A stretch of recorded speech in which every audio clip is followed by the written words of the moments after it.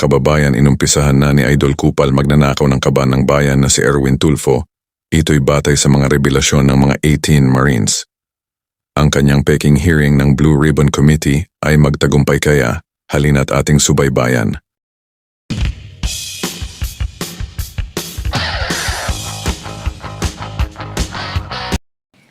Followed by Senator Raffy Tulfo, Senator JV, Senator Bam, Senator Soto, and Senator Rizon Taveras. Of course, after the chairman, it will be the vice chairman, and then the Senate pro tempore. And let us now, before we go to the presentation of the various agencies present today that we invited, like the National Bureau of Investigation, the Ombudsman, the Department of Public Works and Highways, and the Department of Justice, Department of Budget Management. I would just like to quickly mention po, kasi sinasabi po basing doon sa accusations na the Blue Ribbon of the 20th Congress headed by Senator Ping Lacson, wala pong nagawa. Actually, there were bills filed because of the investigation. Isa po dyan ang Senate Bill number 1453, License Integrity Act. Ito po yung prohibiting unlawful lending, borrowing, or fraudulent use of licenses, permits, and other concessions granted by the state. Yung pagpapahiram po ng mga lisensya ng mga kontraktor. Dahil po, nabulgar po dito po sa Blue Ribbon hearing. Isa pa po ang Senate Bill number 1373, Contractors License Law. Ito po yung bill restructuring and strengthening the Philippine Contractors Accreditation Board, introduces stricter qualifications and term of office for its members. Ang ibig po sabihin, hindi na po pag ikaw ay member ng PICAB, hindi ka po pwedeng mangontrata sa gobyerno. SB number 1360, Master Plan for Infrastructure and National Development Act, 30-year Comprehensive Infrastructure Development Master Plan, which shall focus on the country's long-term vision, goals, and strategy of infrastructure development.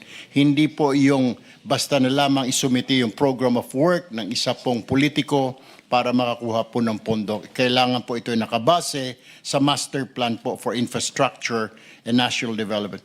Isa pa po ay ang regulation of foreign travel for government officials and employees. Senate Bill number 1362, this bill regulates foreign travels of government officials and employees who are under investigation for acts that may compromise national security, public safety, or public health. Senate Bill number 1364, amending the Bank Secrecy Act. This measure proposes to amend the law by authorizing a competent court or investigating body to examine the bank deposits of public officials. Senate Bill number 1365, amending PD number 1759, penalizing the contractors and subcontractors who violate any material provision of contracts involving public works of government officials, of government and public officials who allow such violation. Senate Bill number 1358, Budget Modernization Act of September 9, 2025. Ito po kaya po natin mapapanood na from now on ang bicameral conference po ng dalawang kapulungan sa pagsasagawa po ng ating budget at marami pa pong iba. Yun lamang po ipinapaalala po natin doon sa mga nagsasabi na wala pong ginawa ang Blue Ribbon hearings po nito mga nagdaang panahon. Yan po ang accomplishments po ng Blue Ribbon hearing na isinagawa po natin ngayong 20th Congress. Now, we go to the presentation. Yes. If you don't mind, Mr. Chairman, yes, also to fortify what you're saying, Senate Bill 1835 is an Infrastructure Governance Act reorganizing the DPWH. It's, we filed the bill. Noted, Senator Soto. Let us now move to the presentation of the various agencies. We start with the National Bureau of Investigation. Attorney Melvin Matibag, go ahead, please. Meron po kaming prepare na slides, baka po pwedeng ma-flash. Go ahead. Yeah. Una po sa lahat, magandang umaga po sa inyong lahat. Maraming salamat po sa inyong imbitasyon at kamusta na po kayo, mga kaibigan naming senador. Noong Pebrero 23 po, 2026, nagsumite ng joint affidavit ang grupo na sinasabing the former security of Saldico kasama si Attorney Balikod na naglalaman ng mga aligasyon ng cash deliveries. Ang investigasyon ay sinagawa ng NBI Task Force Marino base sa deputization ng Ombudsman sa sariling kapangyarihan ng NBI. Ito po yung mga nag-awol, may kaso po, dishonorable discharge. At sinabi na rin po ng AFP na maaari huwag pong gamitin na sila po ay 18 Marines dahil hindi po sila lahat Marines at ang iba may mga kaso. Maraming salamat po, Attorney Matibag. Palitan na lang po namin kung hindi task force bodyguard, baka task force bellboys po para mas appropriate po siguro. Next slide please. Ang ating tatalakayin ngayon ay ang ebidensyang halaga ng affidavit ng tinaguriang 18 bodyguards. Sa kasong ito, ginamit ang affidavit bilang pangunahing ebidensya na umano'y cash deliveries. Ngunit ayon sa NBI Task Force, kailangan nating suriin kung sapat ba ang bigat ng ebidensya, kung may issue sa paggamit ng titulong Marines, at kung paano na iba ang independent recollection sa collective narrative.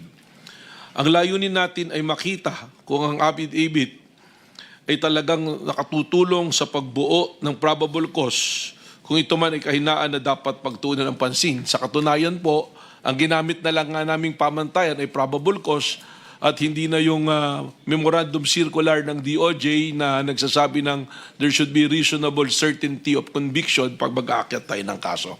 Next slide please. Ang tanong na dapat sagutin, nakakatulong ba o nakakasira sa kredibilidad ang label na ex-Marine? Ginagamit ang label na ito para ipakita ng grupo na may integridad at disiplina. Gaya na nga po ng sinabi ni Senator Rapi Tulfo kanina sa kanyang opening statement. Sa kasong ito, may mga miyembro ng grupo na hindi naman tunay na Marines o honorably discharged. Sa katunayan po, ayon sa aming pagsusuri at pag-iimbestiga, 12 sa 16 na dating Marines ay dishonorably discharged. At may mga miyembro ng Army at Reservists lamang o sibilyan. Kaya ang ex-Marine label ay automatikong nagbibigay ng kredibilidad na sadyang ginamit upang itaas ang kalidad ng kanilang sinasabing testimonya. Next slide please. Ayon sa batas, ang testimonya ay dapat nakabatay sa personal na kaalaman. Kung ang testigo ay aktual na nakakita ng cash delivery, mas malakas ang ebidensya. Ngunit kung narinig lang niya mula sa iba, ito ay hearsay at mahina ang probative value. Ito po ay isang legal na provision. Testimony must be based on personal knowledge. Hearsay has a weak probative value. Sa report na lumabas ng aming pong task force, lumalabas na karamihan sa pahayag ng ay hearsay at 10 to 20% lamang ang base sa personal knowledge ng mga affiants. Halimbawa, may testigo na nagsabing sinabi sa akin ni Estrada na may cash delivery. Hindi ako mismo ang nakakita at hindi rin po nakita kung ano ang laman ng mga maleta. Base lamang sa sinasabi ng kanilang mga kasama o kung ano ang itinext sa kanilang group chat.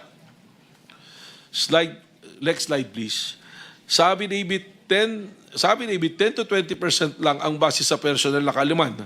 Halimbawa, may ilang testigo na nagsabing nakita nila ang bag, pero ang karamihan ay narinig lamang mula sa ibang miyembro ng grupo o executive assistant.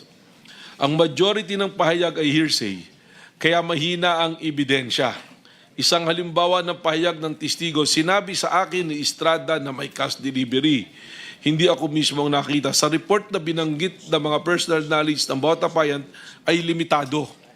Ang natitirang assertions ay hearsay na. Next slide please. Walang dokumento. Ito na po, importante po ito para suportahan ng kanilang testimonya. Walang dokumento. Yung next slide pa po. Lack of corroboration. Walang dokumento, device, o physical evidence na sumusuporta sa mga aligasyon. Halimbawa, walang CCTV footages, resibo o cellphone records, wala po. Nagpapatunay ng custody. Ang ebidensya ay puro salita lamang, walang kasamang physical na ebidensya. Sa report kahit may subpoena, walang naipakitang original photographs, receipts o bank statement ang grupo. Ang absence ng documentary evidence ay hindi lamang kahinaan, kundi direct failure to comply with the legal directive. Binigyan po namin sila ng sufficient time para magsumite ng mga corroborative evidence, testimonya man o material evidence or physical evidence. Wala po silang isinumite. Next slide please. Ang laman ng bag ay kadalasang hinuhulaan lang, hindi aktual na nakita. Halimbawa, sinabi ng testigo na mabigat ang bag, kaya pinaniniwalaan nilang pera ang laman, pero walang aktual na pagtingin o pagbubukas ng bag.